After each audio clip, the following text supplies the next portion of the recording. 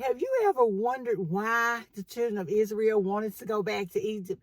Have you ever looked at people that you know who were once in the world, who become saved, and suddenly they're living this wonderful life, but then out of nowhere, they want to go back. They want to go back to drinking, smoking, hanging out, whoremongering, or whatever it is that they were involved in when they were not saved? If you've ever had that question in your mind, then you're not alone. Have you ever tried to judge them? Then again, you're not alone. But if you've ever felt that way yourself, like turn around and going back, you're also not alone. Today here on Took You Life Lessons, we're going to talk about the reasons people feel the urge to go back to that old way of thinking, that old life, and that old sin. So let's get right into this video. If you've experienced the wonderful, miraculous transformation of Christ, would you want to go back? Why would people like the Israelites, who have been enslaved for over 400 years, want to turn around and go back to the very people that enslaved them, that beat them, that killed their children, that told them what they could and could not do? Well, let me tell you why. Because when we get in tough times, when times are tight, we all want to go back to the things in which we are used to. It's not that we enjoyed them. It's not that we like them. It's that they are comfortable. Our bodies, our minds want to make sure that we are happy, that we're not in danger. And so we want to stay in a comfort zone. And when you look at those women who are married to those abusive men, men who are beating them, men who are talking to them like they're absolutely nothing, why would they go back? They go back because that's what they're used to. They are used to that.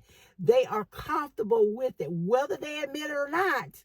They have been trained to accept this type of behavior. You can call me crazy if you want to, but we can become conditioned.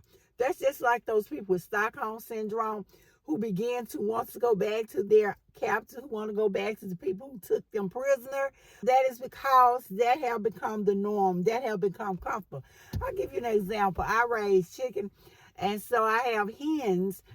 And when I first get a new hen, I have to leave her in her pen for a week. I have to let her sit there for a whole week in her pen, locked up basically by herself. And why?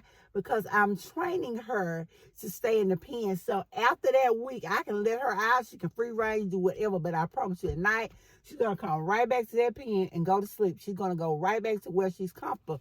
We as Christians, we as humans do the same thing. We return to the behavior, the situation in which we're comfortable with.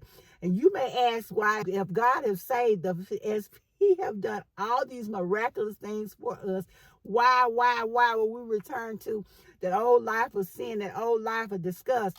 Because we were used to it, because we didn't have to face those trials and circumstances that we face that come before us once we confess ourselves as Christians. The real question becomes, what can we do to stop ourselves from reverting to that old behavior? What can we do when Satan comes to us trying to show us all those things that we once had, that we once enjoyed, and want us to go back? That is when we have to find ourselves going back to the Word, reading God's scriptures, going back to the things that He has promised us. It is only with the Word. It's only after we have meditated and studied and focused on what God has told us that we can withstand the wiles of the devil. We're told in His Word to study to show thyself approved. And the only way we're going to be able to, as I said, withstand the devil's tricks and schemes and withstand the flesh, because we have to crucify this flesh over and over again, is we're going to have to know what God promised us. He promised us to be with us. He promised to never leave nor forsake us. He promised to prepare a table before us in the presence of our enemies. We have that blessed assurance that God is always with us, that He has not tempted us beyond that which we can stand, that we know we can withstand the wiles of our enemy. So before you get tempted to turn back to the old things that you used to do, before you get tempted to go back to the old life and sin again, remember that God is with you, He loves you, and that He wants the best for you.